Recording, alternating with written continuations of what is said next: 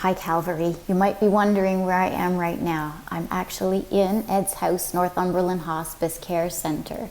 And I'd like to take this opportunity, if I could, just to offer you an update about what's been going on with hospice the last several months. We are a 6-bed hospice located on Ontario Street in Cobourg, and we opened last September. We are designed and built to accommodate patients, clients, and their families in the last roughly 2 weeks of life. Now, we opened during the COVID pandemic, and so we had many things we didn't anticipate. While we were learning the building, we were also learning about policies from the Ministry of Health daily, sometimes hourly, as well as guidance from Hospice Palliative Care Ontario about how to best run this facility in a way that keeps everybody safe. We haven't been able yet to run this building to its full potential. We have meeting rooms, education rooms for training and meetings, and also rooms for families, living room, dining room, and a cafe that we haven't yet been able to open, but we're hoping to very soon. As I speak, they may be open. Well, by the time you hear this, I hope so. But that said, we have been able to do a lot. We have served over 60 clients in our hospice care wing. And each room in the hospice is designed with comfort in mind. There are beautiful quilts that the volunteers have made, gowns and matching pillowcases, couches, recliners for families to be comfortable. And then as well, just 24-hour specialist palliative nursing available to them. And that's an important piece because caregiving at home is very hard, and the lion's share of it falls on the family. And so when they come here, a wife can be a wife again, a husband can be a husband, and they can spend that important quality time with their loved ones in the last couple of weeks. So that has been a great thing. We also have a deck out back of the building where we can roll a whole bed, and people have been able to just be in the sunshine or meet with their families out there. We also have musicians who've come around and just shared their gifts, which has been so appreciated by our clients and their families and staff as well. One unexpected benefit we've been able to offer here is around our visiting policies.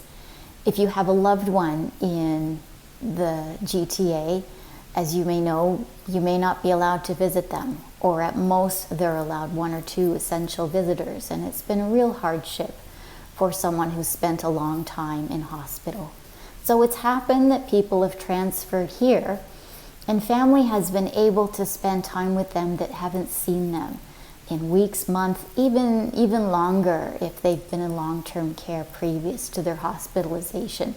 So it's been a great blessing for families to be able to finally be with their loved one and be able to spend that valuable time with them and say their goodbyes.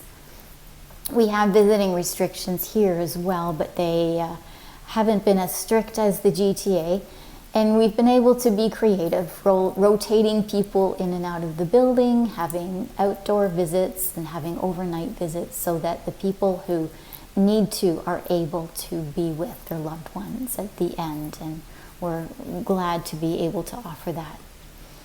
The room I'm in right now is called the spiritual room, and I'm going to try and show you around. This is a room designed, there's a work in progress right now, but it's designed for people just to come and by themselves or together in families, just be quiet and reflect and connect with their source of comfort and faith. We support all faiths and spiritualities here. These windows are made from reclaimed glass from old church stained glass windows, and they just add a beautiful light and atmosphere to the room. And this room was also designed with Indigenous tradition in mind. So this door actually faces west. And for someone who has passed away in Indigenous tradition, it is important to exit the building heading west as they continue on their journey. Another feature we've been able to put in this room is the fact that the room has its own ventilation. So someone can do what's called a smudge in here, the ceremonial burning of herbs that is so vital in Indigenous life and historically hasn't been available to them in most healthcare facilities. So we're very happy to be able to offer that and just acknowledge the land that we're on, the importance of Indigenous tradition and the value of our Indigenous peoples.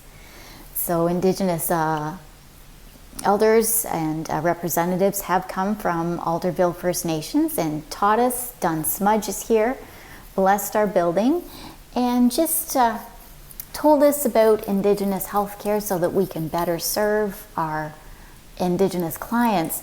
But also, it's just offered some education and awareness to each of us in our own journey, just to better understand the history that we didn't learn in school, and to better see how we can just do our bit towards the efforts of peace and reconciliation and justice.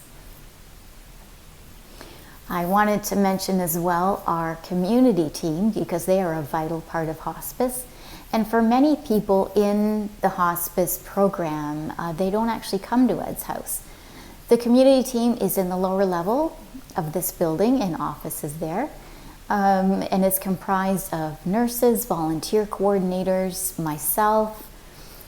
And we meet with families at the very beginning, usually in their homes pre-COVID, at the very beginning of a life-limiting illness, and make sure they have everything they need, physical, emotional, mental, spiritual, so that they can go through their illness well supported. And we're missing the home visits, but they're just being re-implemented as I speak, and we're very happy to get in the homes again, because we so value just being able to get to know people and for them to get to know us, so we're not just a random voice on the phone. One thing we also do is support decision making.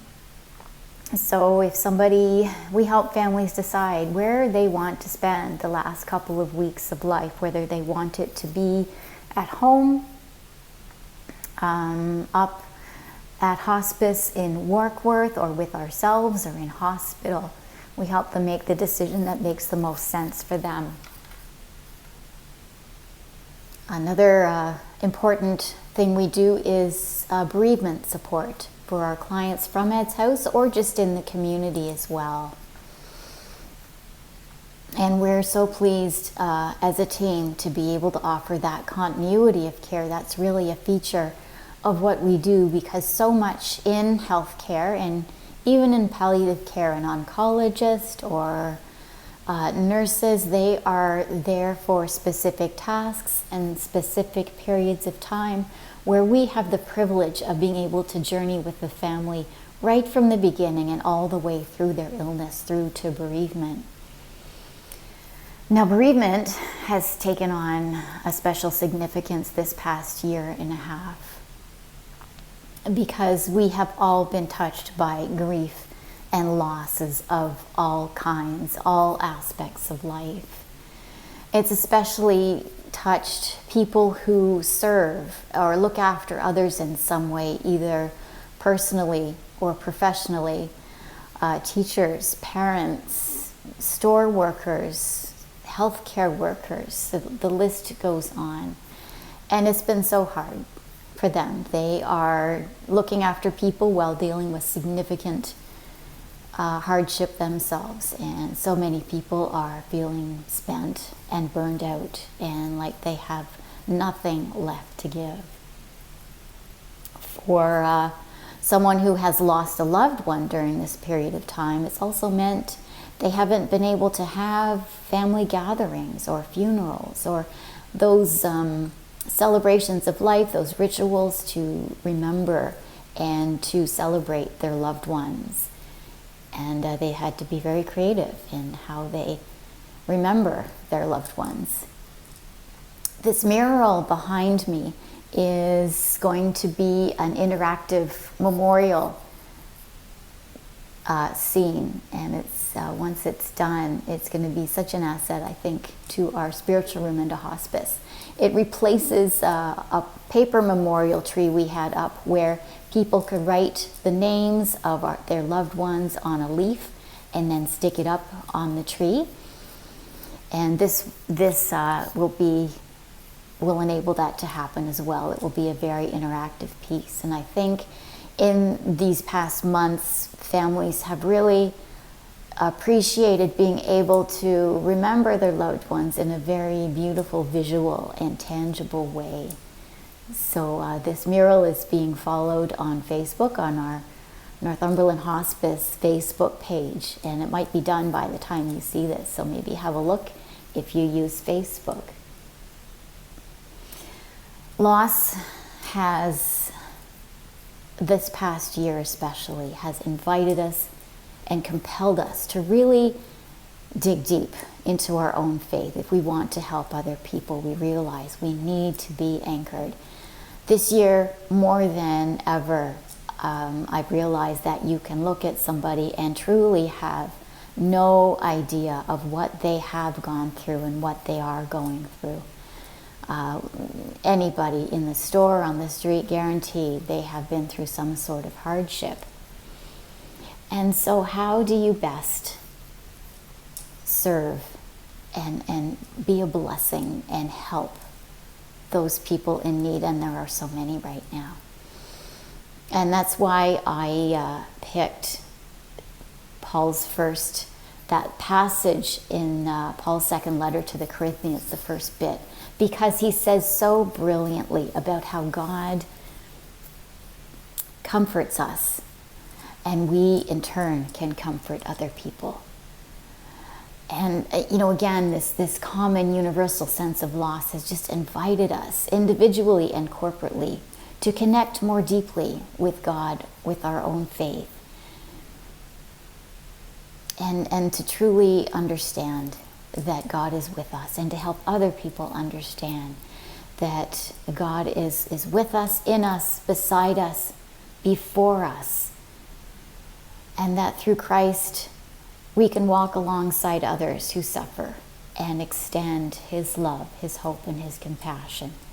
We find strength and resilience we didn't even know that we could possess, and that is through God. I think of Paul's words, I can do all things in Him who strengthens me. Paul understood that when we have nothing left, if we open our hearts to God, we are open with our weakness and our vulnerability and our spiritual poverty, that God will bless us and use us to bless others. In the last few months, we've seen clients and families do this very thing. I can think of one lady, just a wonderful, devout Christian lady, who every day read her devotions and prayed, and she was literally in the valley of the shadow of death, and had such an understanding and knowledge of her Creator, of her Good Shepherd, that she had so much grace and love to give us, even at that time in her life. And she was just a blessing and inspiration. And we've had so many families who just, even in their own suffering, have been just generous in allowing us into their lives, into their stories. And we have been so blessed by them. They have loved us back. We have a book, and we keep a binder that we keep the obituaries of everybody we have served at Ed's house. And when things get tough here, when COVID takes another turn, we will get out that book and we will look at the obituaries and just be reminded of the wonderful people and the inspiring people who in their times of suffering just were able to draw on the comfort and comfort even their families and their caregivers. And it's been I know I've said blessing a lot, I think, as I've been speaking here, but that's just the word for it.